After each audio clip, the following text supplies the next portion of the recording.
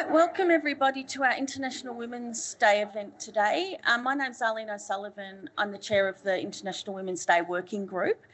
And there's a couple of things I'm going to introduce you to Amy Spiers, Dr Amy Spiers, who was our facilitator for today. But just to mention, there has been a change to our panellists. Unfortunately, Grace McQuilton is unwell and unable to be here today.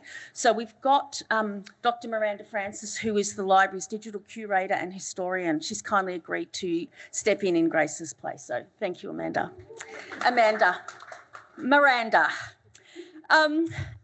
now I'd just like to introduce Dr Amy Spiers. Amy's going to be our facilitator for today. Amy's a senior research fellow based at our University School of Art and is a current recipient of an ARCD Early Career Researchers Award, which she's undertaking a 3-year research project exploring settler artist roles and responsibilities in transforming Australian national culture through truth-telling, colonial injustices and affirming First Peoples sovereignties. Amy has published her work widely in academic journals, exhibition catalogues and art magazines. So thank you, Amy. I'm going to hand over to you now. No worries, thank you. I'm glad this is on. I just want to start by acknowledging we're on Wurundjeri Wurrung country and just pay my respects to ancestors and elders past and present, and acknowledge that this country was never ceded and always will be Aboriginal land. I have been tasked with the responsibility of facilitating this panel today. And yeah, as I said, I'm Amy Spiers. I'm a researcher at the School of Art, but I'm also the leader of the Contemporary Art and Social Transformation Research Group, so CAST. You may have heard of us. And if you ever want to subscribe to our newsletter, just email my RMIT email. It's great to be here. We're running this panel today on the occasion of International Women's Day. And this year's theme is balance the scales, highlighting the urgent need to ensure fair, inclusive and accessible justice for every woman and girl. And we have been given this artwork by Kawita, and I'm sorry, I'm going to mangle this name, I apologise, Vatanajyankur. Kawita's work, which is also called Balance the Scales. Now, I might just start by introducing our lovely panellists. I haven't been given your bios, so I might get you guys to actually maybe give us a brief background to what you're up to. But we do have Tarika here, Abolatangithi, who's also from the School of Art, and we've got Miranda Francis, who's at RMIT Library as a digital curator and historian, and then also Sonia Adele, Master of Engineering student, also at RMIT University. And yeah, we're all going to start by, I guess, let's talk about this artwork. Do you want me to introduce what the artwork's about before we get started? Yeah, great. I've got, you can see it sort of playing over here on the right, but in the scale of justice, the artist becomes a traditional beam scale, balancing hanging baskets from her arms and feet. Against the jewel-coloured backdrop of sapphire pink, the baskets fill up and overflow with luscious green veg while we watch as her balance and composure are increasingly tested, her corporal and psychological limits measured. And it's in the RMIT Art Galleries collection, which is a good thing. So just as an opening question, Simone Clark, UN Women Australia CEO, has said that Balance the Scales is a promise for every woman and girl to be safe, heard and free to shape her own future. To open our conversation, can we discuss how Kawita's artwork, The Scale of Justice, explores gender and equality through performance? Shall I start? Do you want to start? Yeah, sure. So first of all, do you want us to introduce ourselves? Yes. Should we go around and do that? Yeah, okay. So my name's Tarika Bolatangithi, and I'm a senior lecturer in the School of Art and the program manager for the Master of Fine Art program. I have an arts practice which is mostly lens-based, photography and video, and a social practice. So I run a 12-year program now called the Community Reading Room, which is a collection of art books and ephemera for global First Nations, Indigenous folks and people of colour for their arts practice. So it's a travelling library. Maybe I'll pass on and then we can go back to the work. Is that all right? Thank you. My name is Miranda Francis. As Ali mentioned, I'm a librarian and more recent and a historian. Just for the last year, I've been on a project in the archives at RMIT, looking at the history of RMIT, taking it from 1887, when was the sort of major history done in a centenary of RMIT. So yes, that's my focus. I've been finding out all that I don't know about the history of RMIT and how extensive it is. Hi, I'm very impressed. So I'm Sonia Adel. So I'm an international student coming from the little island of Mauritius. I'm also a mechanical engineer and now doing my master in engineering management with about 8 years of experience in construction and energy field, which is rather male dominated. But yeah, we're striving through. Fantastic. Look, Tarika, given you're the artist on the panel, did you want to give us a little, Sure. I guess, reflection on the artwork? Yeah, it's, I guess what I first noticed about the artwork is that it's an endurance piece. So reminds me of the work of someone like Latai Taumeopio, who's a Tongan Punaki artist, where there's an element of risk that's involved for the artist. So there's always this kind of, I guess, an unsettling, aesthetically, it's beautiful, like the art direction and the colour and the styling sort of draws you in, but it's actually, the content is quite unsettling. And I think it's that endurance aspect, this sense that there's a kind of an accumulation of weight and that there's a very real and present body that's being put at risk through this process. I think there's also an interesting kind of correlation between the sort of, the content of the items that are being placed on and the baskets on either side, and that kind of historically that connection between that, kind of, I guess, fertility and, the vegetables and the kind of the green material that's sort of being thrown at her. And there's also obviously a participatory, I don't know if this is a recording of a performance that happens in front of a live audience or if it's performance just for camera. But in any case, we're given the sense that she has no agency in this process, and and it's kind of left for her body to endure what's being thrown at her. So that's sort of how I read the work. Yeah. Yeah, great. Miranda, do you have any thoughts? It's interesting to think that body is particularly racialised as well. I know that she's a Thai Australian artist. But yeah, Miranda, did you have any thoughts? I think it probably explains why I'm not an art historian. But I think for me, I agree. It's the first impression is absolutely beautiful, isn't it? It's really, really seductive. It did bring to mind for me, there's a sociologist, most people probably be familiar with her, Ali Hochschild, and she writes right back in the 1980s about the managed heart, and then later on about second shift. But she talked about the way people in the workplace often have to use their emotions in a way, and particularly that falls particularly to women. She started off looking at the airline industry, which initially people working in the cabins were men, and then it turned to be women, and then increasingly became about managing people with a smile on your face. And this artwork, I think, brought that to mind, because I think it's gone that one step further. I think it's not just emotions, it's not just a face, it's a physical body. And I think your point is really valid about the racialised element of that, and the fruit and vegetables, yeah. But it's very powerful, isn't it, I think?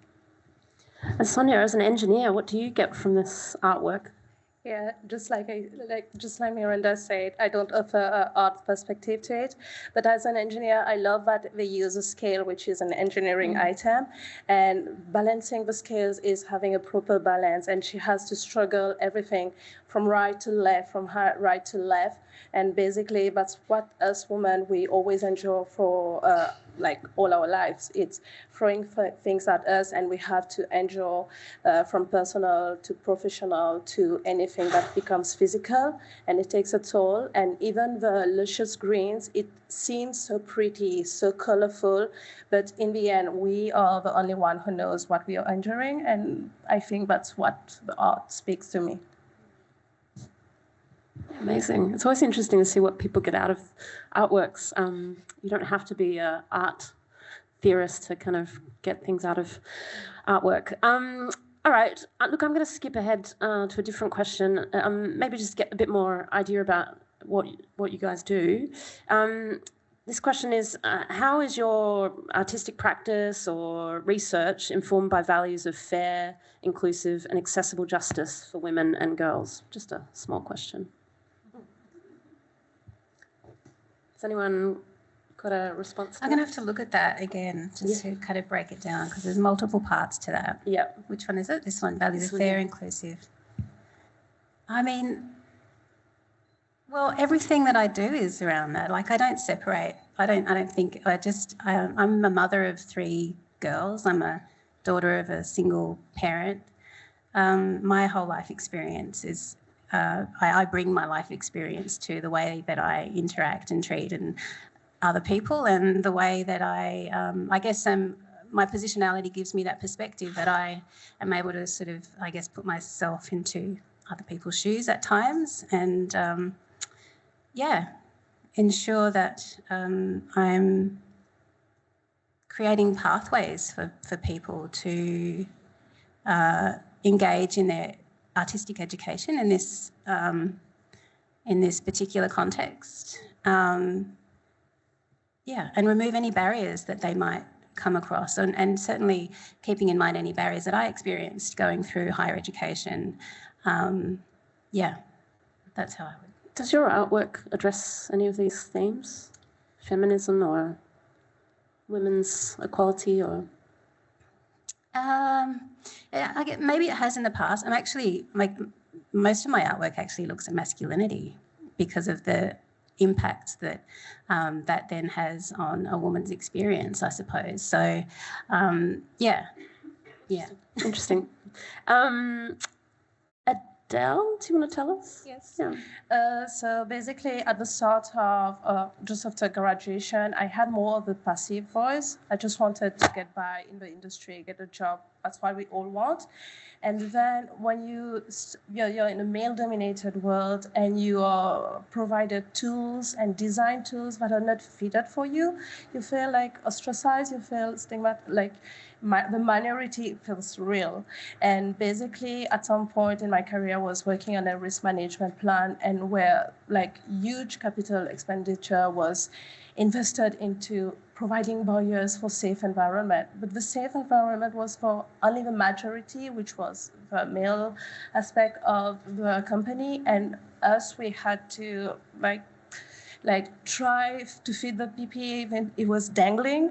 And in my head, I was like, we need to speak up. We need to, and I told my manager, we need to get all the sizes, even if it remains in the closet for a couple of months, but it has to include all of us so that more women like me, when they come out of their studies, they feel included, they feel like they can climb up the ladder, they feel like, okay, this environment, it speaks to me and I can stay there.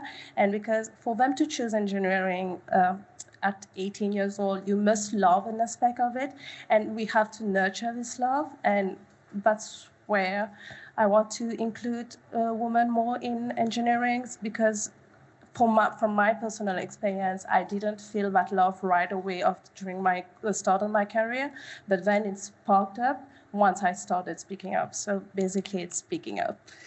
Yeah, amazing. Yeah, it reminds me of a story I read the other day where building sites didn't have like toilets for women, so all these female apprentices were being discouraged. Yes. Yeah, just really basic stuff like provide a toilet. Sometimes I had to hold it in until I go back home. It was like 8 hours. You're on your feet, and you don't have any basic necessities. You're like, oh my God, do I stay in this situation for 50 years of my life until I retire? No, you have to speak up. Yeah. And I guess that's the emotional labour you were talking about too, but you're having to speak up and advocate. Miranda, what got you into being a librarian? I think what got me into being a librarian was from being an art student and doing history. So I think I moved from doing history and then into libraries. And I think as a historian that whether we like it or not, we're activists. There's sort of a strain amongst some historians that would perhaps not agree with me, but I think we choose stories, we choose whose stories we tell, and we choose how we tell them and from what perspective. So it's a wonderful position to be in, and a great responsibility, I think. But for me, it's been important to tell women's stories, and purposefully my methodology I've taken has been oral history. I think there's two parts to oral history. One is that it's particularly powerful in listening to voices of people who perhaps don't have such a loud voice, I suppose. Not their silence, but perhaps such a loud voice.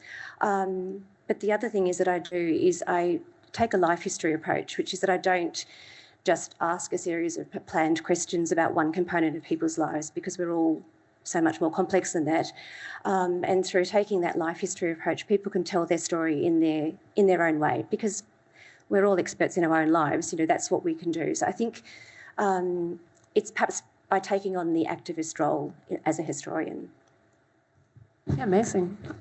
I feel like there's activists all across this panel, so maybe it's impossible to be a woman and not an activist. Look, I'm wondering if you want to talk about like a defining moment that kind of made you a feminist. You know, like I don't know, is it an experience of inequality or something that sort of made you realise, I guess, some of the barriers that women face? Like, is this like a particular moment that you can recall? Maybe it's every day, little microaggressions.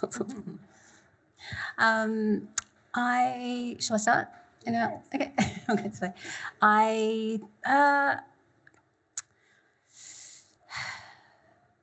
I think my mum used to take me to like feminist conferences and things when I was really little. So I kind of just grew up in a space where it was kind of just normal to be in kind of activist spaces, and where knowledges and ideas were being contested. So that's kind of a natural place. But then I probably didn't think of it, you know, as a young person, that it was particularly tagged as feminist way of knowing and being. So probably, probably through university, I guess. I don't know. I think that just that experience of having a mother who didn't sort of set any boundaries about who or what I could do or be is helpful. I didn't have any kind of male role models putting any kind of restrictions on that either. So it was just kind of a natural way of being. And then I think in university I studied women's studies for a few years as an undergraduate, and kind of found different strands of feminism, because I found that sort of there were a lot of missing voices in the curriculum that we were being taught, but I had wonderful lecturers who were really open to me, kind of saying, look, I can see some gaps here, and what might a Pacific feminist perspective or an oceanic perspective look like approaching this particular idea. And so I guess that's where I kind of really found my community of feminist voices, was through that education, and then finding what was missing, and then finding my people through that. So sometimes it's in the gaps. Yeah. What about You, Adele, you were nodding. So I want to go back to the start of my career. So I was put on my first major project. It was overseas, and I was sent there. I had high hopes, but like we said, basic necessities were not there. Allowances that were part of my employment negotiation were not there, and I did speak up about it. I did say because I had to go every 2 weeks, so it would not be viable on the long term. It was a 2-year project. And I was told I was being difficult. It was associated to my gender, that yes, women are not made to be on site. So at some point I was removed temporarily from the project, but it made me doubt myself a lot, my capabilities. Was I fit for the environment? Should I change career path? And afterwards, circumstances changed. I was put on the project again. And I did make my demands that I need proper accommodation, proper basic necessities to be provided, and this was done. And once this is done, once you have a background to support you, I did my work, I worked with the consultants, I delivered the project, and this was a turning point for me, because if you don't have a structure, the background that support you as a woman, support you as an individual, not only a woman, you will never be able to succeed. And that's why that sparked feminism in me, because you have to speak up for yourself, for people, the generations that comes after you.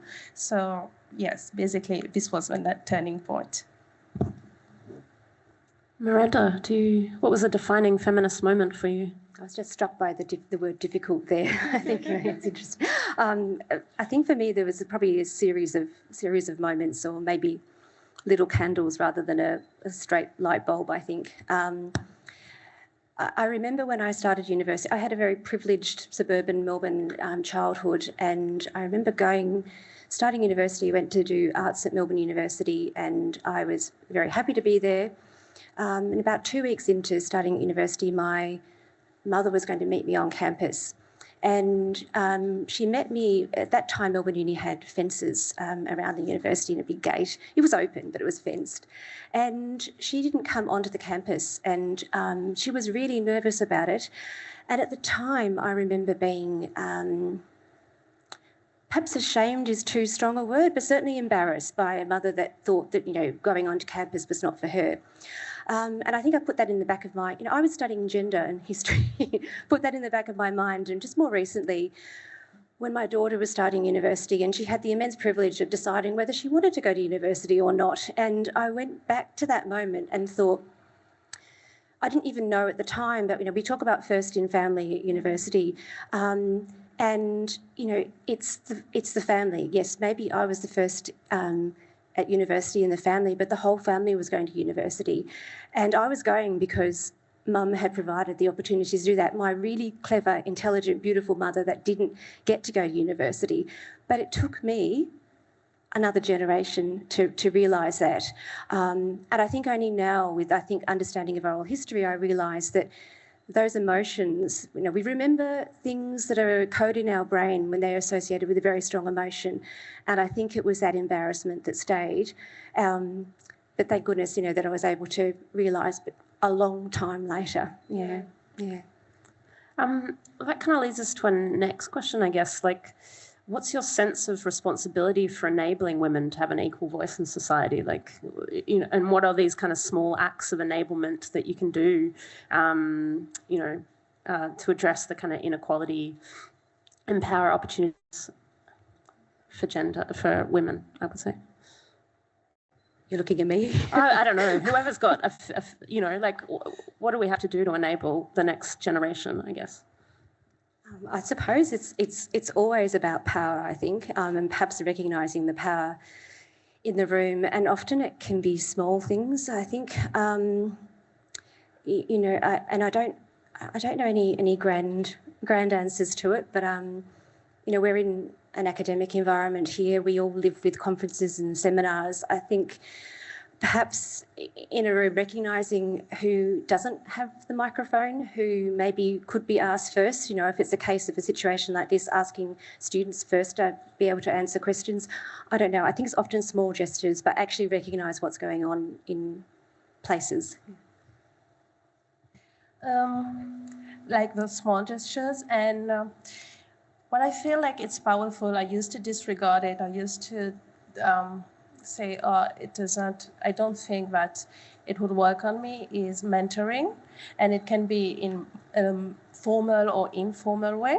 But most recently, I was in a mentoring program with RMIT where I worked with an incredible professional in engineering, and she shared her past experience and how the barriers she had to go through to be where she's at today.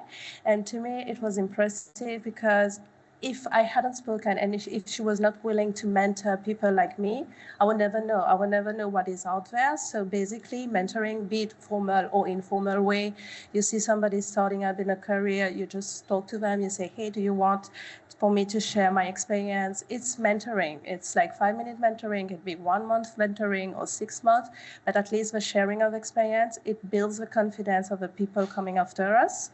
And I think it's very important. Yeah, amazing. I mean, there's a lot to be said for like solidarity and community and other people recognizing the struggles you have. I mean, that's it's coalition building in kind of old school feminist speak. Tarika, how do you feel? What's enabling? Well, I just wanted to pick up on what you were saying, Miranda, about like first in family stuff is so important. I think normalising language around that also is really important. I find each orientation, that sort of language gets further and further removed, and, you know, maybe, yeah, it's a particular generation that first in family, but it's so important to acknowledge all of those intersections of access, and also thinking about, power, but also how we might rethink power distribution and not replicating systems that have, but thinking about how that might be, how that shape might change to distribute power differently. And just to pick up on what you're saying as well about mentoring, is so important. And like when you find yourself in a position to be able to empower other people around you to take the opportunity to do that in ways that you may not have experienced, but that is incredibly powerful for individuals. I know I've experienced that from scholars, particularly overseas, who've helped in that way. And, you know, giving opportunities for up and coming scholars to enter the academy if they want to. Yeah, at this point it might be like, don't do it.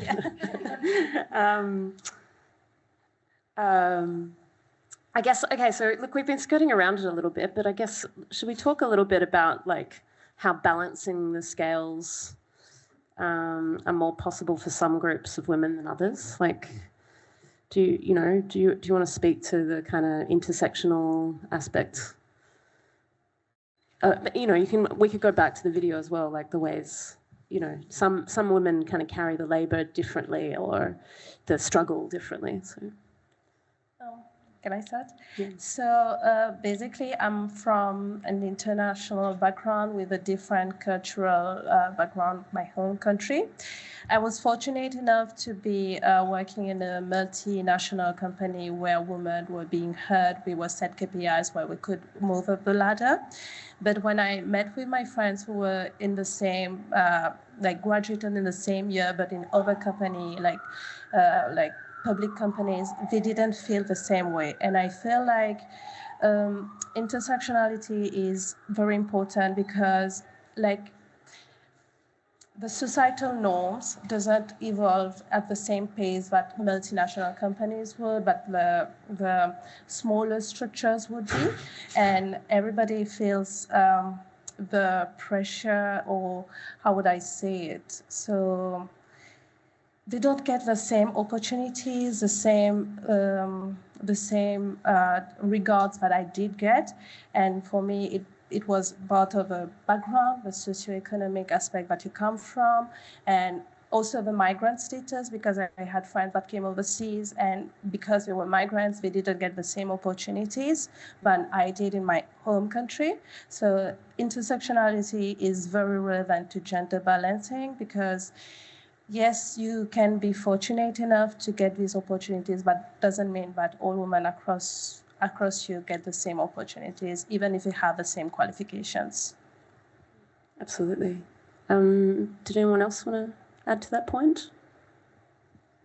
Perhaps just to say that I'm acutely aware of this, particularly in the archives when you're looking and it's very easy, I think, to get into the trap to look for the exceptions, and they make beautiful stories, the exceptions. And I was looking, thinking about International Women's Day and a woman, Aileen Giblin, who was very involved in both Britain and in Australia in votes for women. And also instrumental in setting up University College. And I was looking at her history, partly because while she was doing all of this in the 30s, she was also studying ceramics here at what was the Working Men's College. And her records are preserved because her husband was the economist Giblin, who named after Melbourne University, the Library, Melbourne University, and his papers are preserved thanks to her in the National Library. But as I was looking at her story, I was thinking, who was teaching? And it was a potter, Gladys Kelly, a woman who grew up in Ballarat, working class woman, who was teaching Aileen Giblin, a very established woman, and a whole range of girls and men in this class. And I don't know what that classroom was like, but I would love to know, because it was she was very young. She's not known very much for her art because she died very young of lead poisoning, but she had trained a whole series of potters who are now really part of the sort of modernist pottery. But I only sort of dug into her life through another woman's life, and her life because of a man. So it's always there in my mind about whose stories we're missing. Sarika, just thinking about that idea of the exceptions and how often there's very few people in our school, for example, with marginalised identities. And I think about the cultural load when I look at something like this video and how, as an organisation, we could probably do better in terms of addressing how that cultural load is spread, and things like cluster hiring, so that there is solidarity sort of built into structures of support for folks. Definitely. Yes, I would underscore that. I mean, I'm sure it's across the board, but yeah, we know that our staff could be more culturally diverse, but also you can't just pick one staff member. We need, like you say, cluster hiring to make it a safe place for people to stay. I guess maybe that leads me to, I think, I'm just checking. We've got still another 10, 15 minutes. Another 5 minutes. I might just ask one last question, and this one's, I guess, maybe following on the conversation we've had already, is like, what have we missed? Like, what are the other kind of pressing priorities, or are there other things that we've already discussed that you want to underscore? But priorities for women in, it says here, universities or society more broadly, but is there something particular? Burning, pressing issues? I mean, there's a lot. Perhaps for universities, access and retention, I think still across the way. For the STEM aspect, STEM has evolved a lot in terms of women participation, but there's still a big gap to bridge in terms of moving up the ladder. So yes, we can enter the STEM world, mostly engineering, but then when it comes to do we build our career, can we aspire to be managers, to be CEOs, you have to think about, how does my personal life is being impacted by this? And I don't feel our male counterpart has to think about it. So I think one pressing matter is acknowledging that balancing the scales, we have so much thrown at us, and we have to build an environment where women can aspire to move up, and STEM has a long way to go, unfortunately, for this. I guess also one of the priorities I feel is that, you know, particularly as a white woman, is thinking about, just the ways that other people experience barriers and disadvantage beyond just like the feminist kind of space, but also like, you know, our non-binary queer friends, and also, folks who don't have the privileges afforded them of whiteness and things like that. But was there any other pressing? Well, I like that point about retention, because I think we do a good job of making spaces appear very inclusive, but how that's experienced on a long-term kind of basis, we lose a lot of people because of sort of incidental things that are said in group crits or in classrooms or in tutorials, and we don't hear those stories a lot. People just sort of fall away. So I'm conscious of that sort of dynamic. Yeah, definitely. I think that sounds, I mean, it's harder work, right, to keep people to stay and keep a space culturally safe or responsive to people's needs and complex needs and different needs. Should we move to some questions from the audience? Arlene's nodding. Does anyone have questions, or do we have questions online?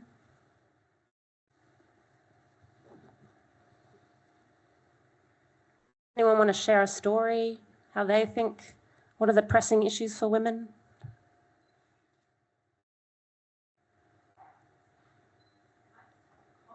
Oh, there's a comment. Do you want a microphone? I'll take one of this. Yeah.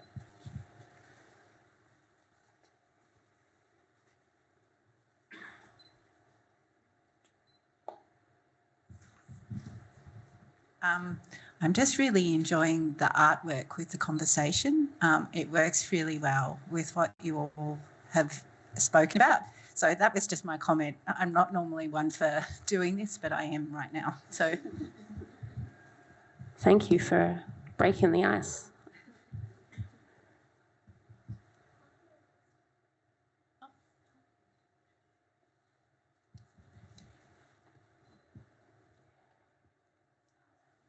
This is for, is it Tariko? Oh, yeah, Tarika. Tarika?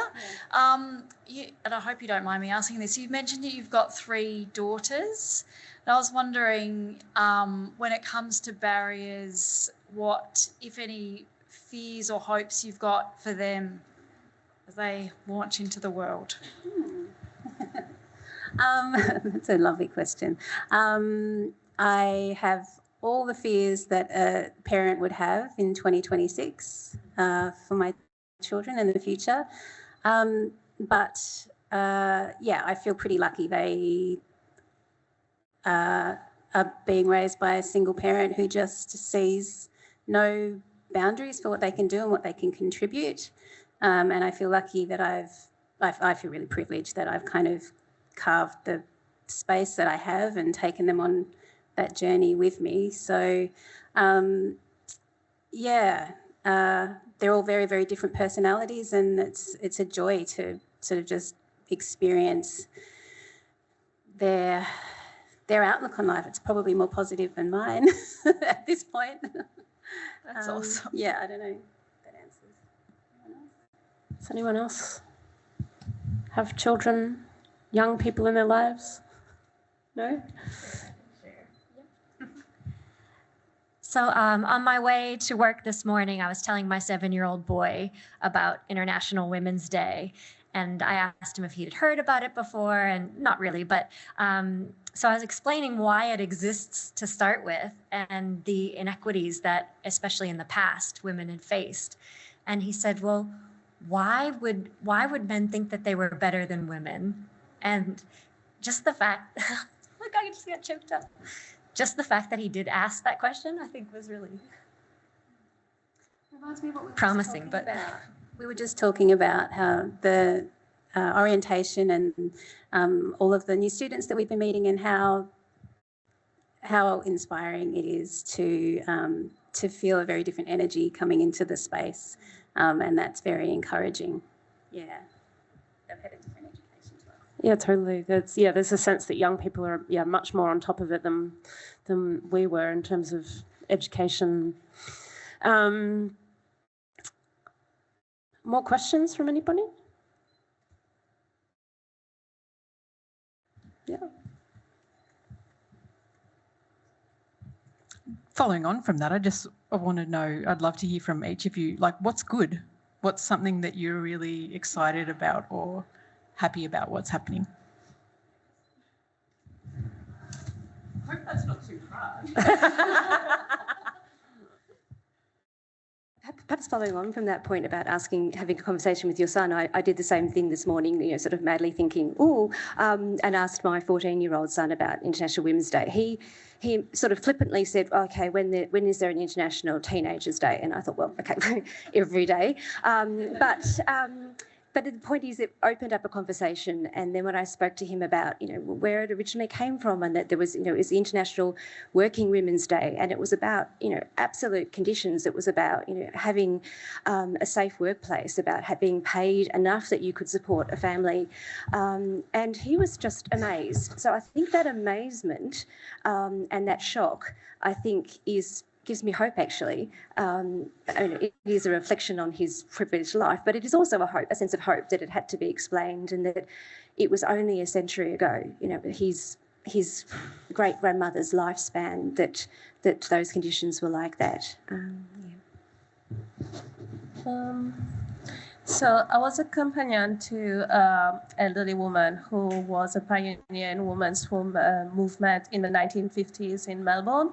And while talking to her, I told her I was an engineer, and her eyes sparked up. And she said, oh, you're an engineer. In my time, nobody would be an engineer. And for me, it's so good. I took it for granted for so long, but I was laid the opportunity of being able to study this field, to be able to study further studies, to be in the world on itself. How harsh it can be, I feel lucky, because 50 years ago, this was not even a decision to be made. So at least I have the option, and this is great, I think.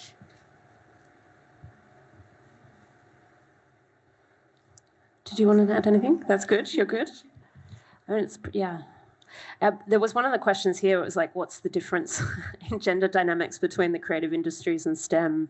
But I feel it's yeah. And you do wonder, like, a different world where you might have been more encouraged to, like, I don't know. I mean, there's so many women in the arts that there's no gender kind of barriers, I think, to kind of entering the arts. But yeah, I wonder a different life where I may have been encouraged to do something like engineering. What would that have looked like? The Countess report would say opposite, right? Well, that's true, actually. Yeah, we were. I'm trying to be sunny about the arts, but actually, the Countess report, if you've not heard of it, it talks about how many people, women, get exhibited in major galleries, and it's still pretty depressing numbers. So. Transparency has changed things, though, so that's a positive thing. I reckon people being named. And yeah, it feels like, I don't know. I keep thinking of Sarah Ahmed and that idea of the feminist killjoy, where you have to call out the thing that you become a problem by calling out the problem, but the difficult woman. But I think also that does actually, it's an enabling figure, the killjoy figure, who keeps kind of advocating for herself and ensuring visibility of the crises and difficulties that women face.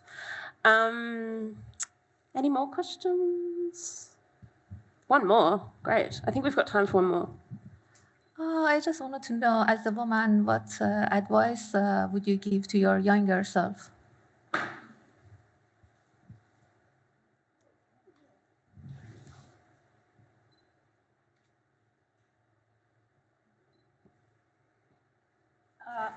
I would have a message to your younger self. Probably stay in a rock band and keep playing music and stay being a dancer, and don't try and try not to get stuck behind a desk all day. I feel I would copy your answer a bit, because believe it or not, I did art in secondary school, like higher studies, and when I moved to engineering, I did both of them. So I feel like I should my younger self should still pursue the artistic self, because engineering, believe it or not, it's very creative. And I love going to exhibits and everything. I used to think I had a talent and knack for it. So if I still had it as a side hustle, like in my younger self, it would be a good balance between, like, you chill out with art and then you work in the engineering field. Yeah. I'm not quite sure what to say. Perhaps record the stories of your grandparents. You know, I wish that I had done that. So not just much listen, but actually record.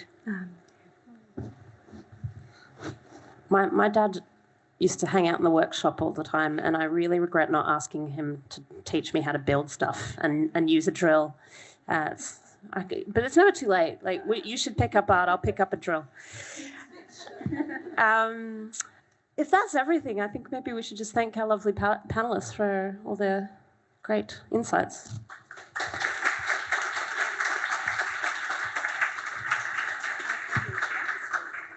What's that, sorry? I don't know if it's. It was just wanted to end with just something that I found in the archive yesterday, actually. Just because I was thinking about the importance of the collective and not always being about an individual. Lilla Watson, who's now Dr. Lilla Watson, Indigenous artist, activist, and educator, she came to what was RMIT, the Phillip Institute, in 1988, which was a fairly significant year as a fellow to advise on Indigenous perspectives or Aboriginal perspectives in the curriculum then. And I just wanted to read just one paragraph from her because I thought it really gets to the point about change being not an individual, about being collective. And she wrote, Aboriginal and Islander students see themselves as bringing thousands of years of Indigenous knowledge to university. They see themselves as contributing knowledge to the universities as well as being clients. Most Aboriginal students go to university for very different reasons from the majority of non-Aboriginal students. They want to enhance their knowledge in order to enhance the community as a whole. The knowledge they gain is to be put at the disposal of the community. It is community property. And I just thought that was almost 40 years ago. And some of those discussions we're still having now. Thank you. Do anyone want to also offer a final thought? No? Good? Yeah. Okay, happy. Great, fantastic. Thanks for everyone for coming. And Arlene, did you want to say Thanks, goodbye? Amy. So thank you all for a great panel today. That was really, really great discussion. So really appreciate all of your time and giving that for today. I'd also like to thank the International Women's Day Working Group and the Women Researchers Network, who all worked together to put this event on today.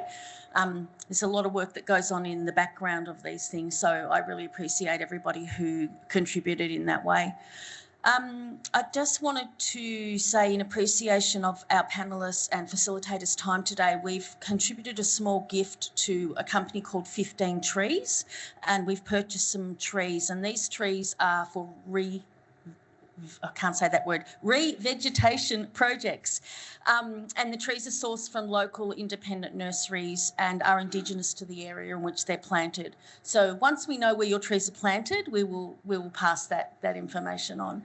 And thank you to everybody for attending today. We now have got some light refreshments out in the balcony. So you're welcome to join us for that, and appreciate everybody for being here today. Thank you.